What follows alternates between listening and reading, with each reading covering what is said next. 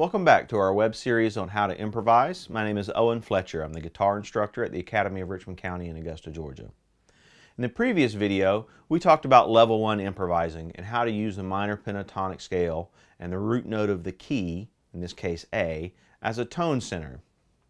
In this video, we're going to talk about level 2 improvising.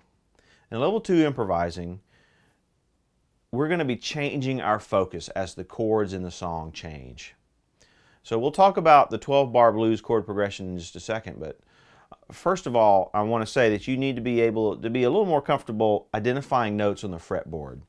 The guitarists, we tend to be a little bit behind some of our other instruments in terms of being able to, do our music notation and finding notes in our instrument. We tend to like to talk about fret numbers and stuff more.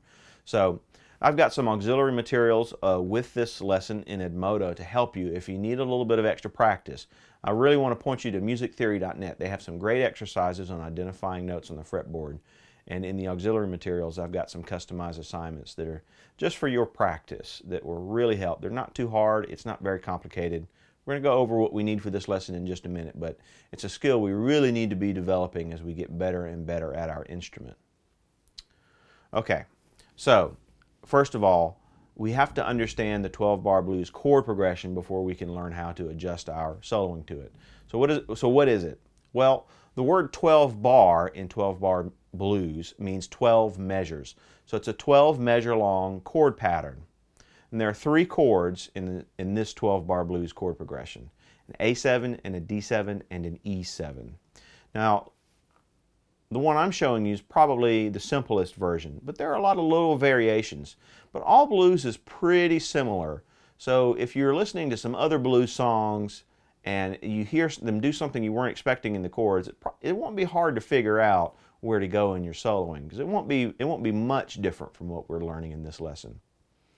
Okay, in the one we're going to listen to, the first 4 measures are an A7 chord, and the root note of the A7 is an A. So for the first 4 measures, you can solo just like you did in the last video, using the A note as your home base, as your focus. During the 5th and 6th measures, the chord changes to a D7. That means you need to find a D note and start and stop your phrases on the D instead of on the A. There's also going to be an E. So before we finish talking about the chord progression, let's find those notes on the guitar here. In the last lesson, we talked about where the A's were. Here's our minor pentatonic scale, starting on the 5th fret of the top string.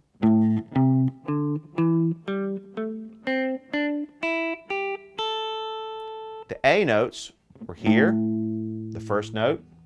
Here was the second one. It's on the 4th string, 7th fret. And here's our last one. It's on the 5th fret on the bottom string. Now, to find a D is pretty simple if you know where the A's are. They're right below the A. Here's an A on the 6th string. So on the 5th string right below it is a D. And if you remember when I first talked about the minor pentatonic scale, the notes were A, C, D, E, that's the other note we're going to need, G, and then A. Again, it repeats. A, C, D, E, G, and A. So if you know where the A's are, there's a D right below it.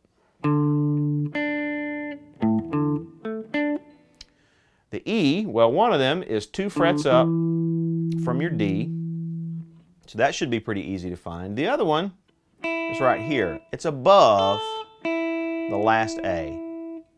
So they're not too hard to find, and that's just 3 simple notes that we need to keep track of. Okay, back to our chord progression. We said the first 4 measures were A, the next 2 measures were D. After that, it returns to an A for measures 7 and 8. So just like level 1 improvising. For measures 9 and 10, we're going to use the E. That's going to change to the E7 chord. And then for the last 2 measures, it returns to an A. So 4 measures of A, 2 measures of D. Back to 2 measures of A, then 2 measures of E. And then we finish with 2 measures of A.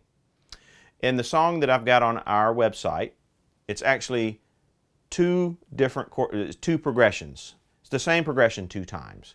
So it just repeats. It gives you an opportunity to try it twice. Before we get any further, I'm going to play the track that's in your folder online. And just to give you some examples. And listen how my soloing changes as the chords change. And I'll put up on the screen what the root note at any given time is that we're looking for, the A, the D, or the E. So you should be able to see that in my soloing, okay? Now, I might play something that's a little bit harder. Don't worry about it, but I am going to stick to the minor pentatonic scale, okay? Just changing my focus.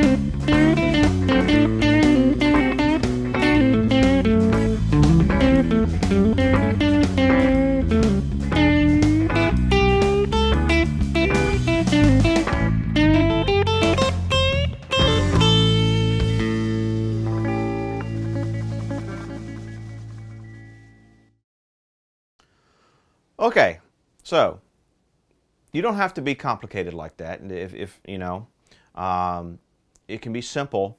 But for this assignment, all I'm really looking for you to do is to show me that you can change tone centers as the song's chords change. So again, it doesn't have to sound professional. It's okay if it's rough. Just demonstrate the concept. So download the file, record it while it's playing in the background somehow.